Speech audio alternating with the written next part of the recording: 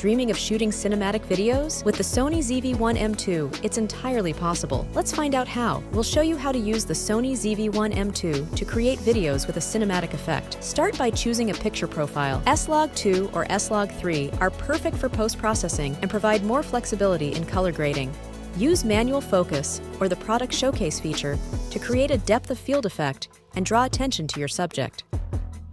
Don't forget about ND filters outdoors. They help control exposure and achieve the desired depth of field even on a sunny day. Shoot during the golden hour, just after sunrise or before sunset. This will add softness and warmth to your video. Stick to the rule of thirds for a more dynamic and interesting frame composition. By using these techniques and settings on your Sony ZV-1 II, you can achieve an amazing cinematic effect in your videos. If you found this tutorial helpful, don't forget to like, share, and subscribe for more tips and tricks.